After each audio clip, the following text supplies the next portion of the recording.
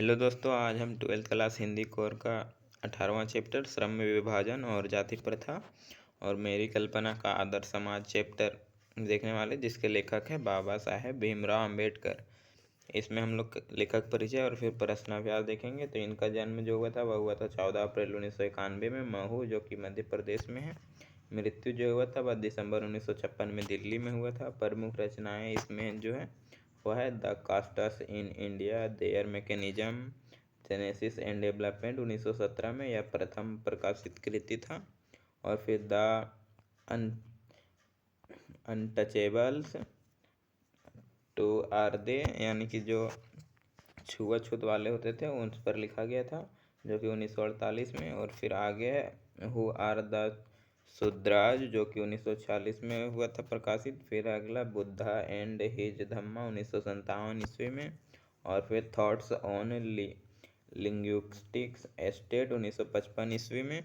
और फिर है the problem of the rupee 1923 ईस्वी में। अगला है the evolution of provincial finance in British India, जो कि PhD की थीसिस था, जो कि 1916 में हुआ था प्रकाशित।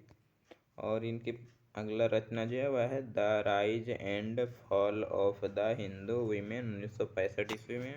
अगला है एनिहिलेशन ऑफ कास्ट 1936 ईस्वी में। अगला है लेबर एंड पार्लियामेंट्री डेमोक्रेसी 1943 ईस्वी में। और फिर है बुद्धिज एंड कम्युनिज्म, जो कि 1956 ईस्वी में प्रकाशित हुआ था। और फिर है पुस्तकें व भाषण, मूकनायक, बहिष्कृत भारत, फिर जनता, जो कि यह पत्रिका का संपादन किया गया था। और बाबा साहेब अम्बेडकर संपूर्ण वांग्यांग नाम से जो है वह 21 खंडों में प्रकाशित हो चुका है। अब हम लोग देखते हैं प्रश्नाभ्यास। पहला क्वेश्चन इसमें है कि जाति प्रथा को श्रम विभाजन का ही एक रूप न मानने के पीछे अम्बेडकर के क्या तर्क हैं। इसमें बताना है कि जाति प्रथा जो होता है उसे श्रम विभाजन का एक रूप नहीं मानने के पीछे अम्बेडकर जो है उसके क्या मतलब तर्क है वह बताना है। तो जाति प्रथा को श्रम विभाजन का ही एक रूप ना मानने के पीछे अम्बेडकर के ने निम्न तर्क दिए हैं। पहला तर्क जो है नहीं मानने का वह है कि जाति प्रथा श्रम विभाजन के साथ साथ श्रमिकों का भी विभाजन करती है, इसीलिए जाति प्रथा को जो है वह श्रम विभाजन का भाग नहीं मानते हैं लेखक।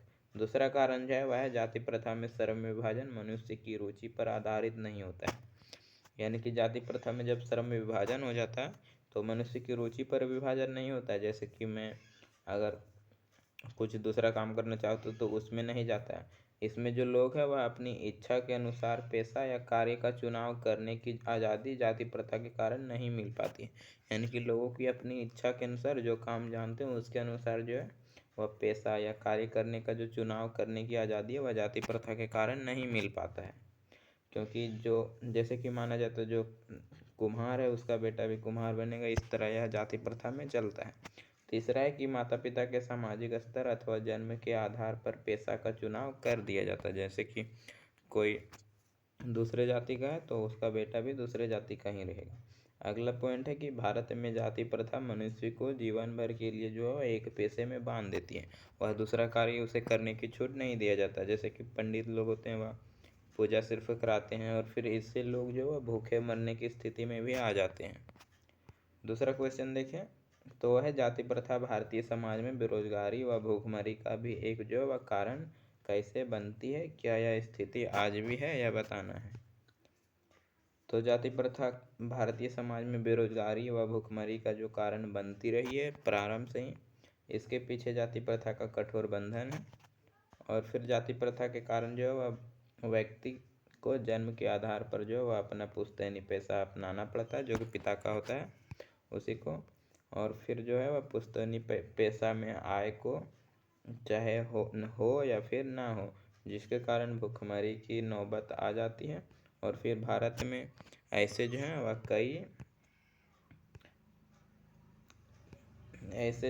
कई व्यवसाय हैं, और किंतु आज उद्योग धंधों का जो है वह अपनी रुचि के अनुसार जो है पुश्तैनी व्यवसाय के से हटकर कार्य करने की आज़ादी है। और आज अपनी जो इच्छा से लोग हैं वह अपना पेशा चुनते हैं।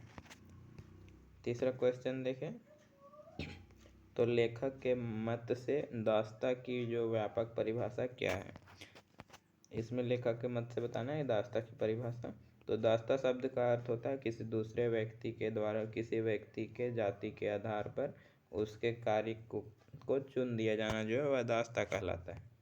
इसके आगे कि भले जो है उसकी रुचि या क्षमता किसी अन्य पेशे की ओर होता है, लेकिन दास्ता के तहत उसे जो पुश्तैनी पेशा ही अपनाने को मजबूर करना ही दास्ता की वास्तविक परिभाषा होती है। पेशा मतलब होता है जो काम करने की को वह इच्छुक होता है, वह जानता है जिस काम को, उसे ही पेशा कहा जाता है। चौथा क्वेश्चन देखें तो शारीरिक वंश परंपरा और सामाजिक उत्तराधिकारी की दृष्टि से मनुष्य में असमानता संभावित रहने के बावजूद अम्बेडकर समता को एक व्यवहार सिद्धांत मानने का आग्रह क्यों करते हैं? इसके पीछे उनके क्या तर्क है, यह बताना है।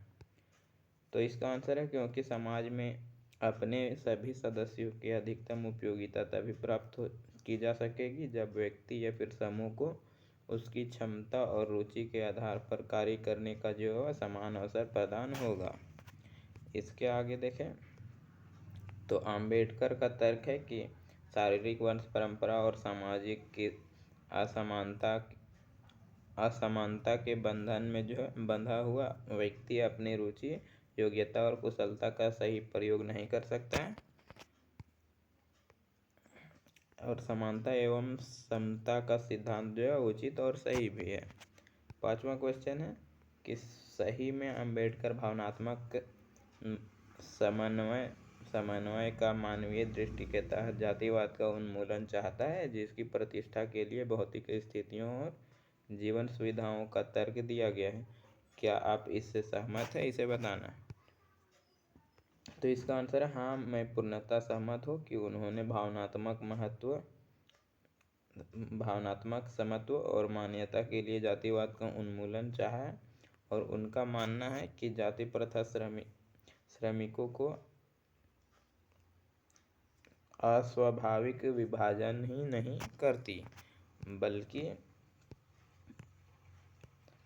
विभाजन भिन्न वर्गों के एक दूसरे की अपेक्षा ऊंच नीच को भेदभाव करती है और किंतु प्रतिष्ठा के लिए जो वह भौतिक स्थितियों एवं जीवन सुविधाओं का भी तर्क दिया है। और फिर वह कहते हैं कि भौतिक स्थितियां, जीवन जीने की सुविधाएं मनुष्य को सही मायने में मनुष्य सिद्ध करती हैं। फिर इसके आगे देखें तो इसका आगे कि व्यक्ति का रहन सहन और चाल चलन काफ़ी हद तक उसकी जातीय भावना को ख़त्म कर देता है। तो वीडियो अच्छा लगा हो तो लाइक, कमेंट तथा चैनल को सब्सक्राइब कर ले। धन्यवाद।